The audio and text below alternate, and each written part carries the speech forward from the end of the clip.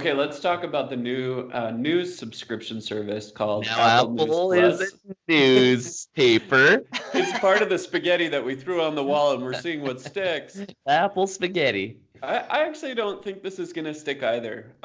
Here's my problem with it. I mean, we already know that Apple has a news app that's free and it has great content. And I mean, do you really need to get your stuff from the New York Times? Just listen to the New York Times podcast for free if you really want the New York Times. And another newspaper that is coming out with it is the LA Times, which I read quite a bit. And they have the most frustrating website. So I don't know if the CBC or other news sources up in Canada are like this, but in the States, they are awful. The websites literally have 100 ads on each page, Really? and they can tell if you're using an ad blocker, which I use, Mm-hmm. and then I have to disable the ad blocker, and then they have ads that are videos, they have ads that are pop-ups, they have all these different annoying things, and then they track me. So if I read more than two LA Times articles in a day, they stop me and say that I need to pay for a subscription, which I can understand. So, what is this new Apple News Plus going to do? It's going to allow you to read all the New York Times articles you want without any advertisement, all the LA Times articles you want. But it's frustrating to me. I mean, do we really need to pay $10 a month for this? Back in the 80s, when you and me were doing newspaper Paper boys. deliveries, yeah, Yeah. people were probably paying $10 for their news. But the fact is, with 100 advertisements on LA Times website, I'm sure they're making plenty of money with people going there. And so I think this is just another cash grab for everybody. And this is another thing that I hope does not work, and I hope it crashes and burns.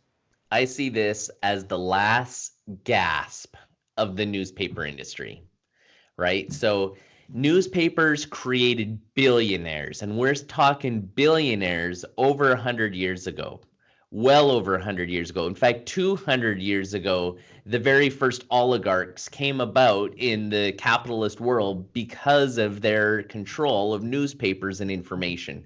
So newspapers have had their day, their century in the sun.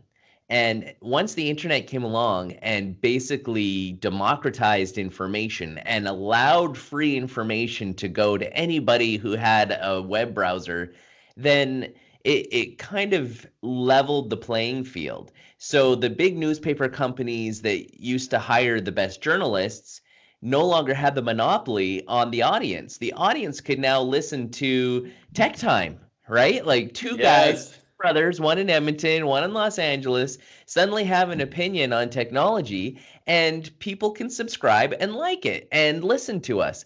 And suddenly we're taking a little tiny sliver of that pie that belonged to a giant newspaper. And that is the wonderful aspect of the internet, is that information should be free. Now, should people get paid for the work that they do? So should journalists be paid? Yes, absolutely. Okay, do their pages need to be covered with ads? You know what? It's totally up to them. If their web page is so obnoxious that I can't stand going to it and I install an ad blocker on it, they've gone too far, right? Yeah. So I've installed an ad blocker just like you. And thankfully, actually, CBC News, now it's mostly government sponsored and we don't have advertisements on CBC. So that's nice. I don't have to worry about that when I go to CBC. But if I go to other web pages for my news, absolutely.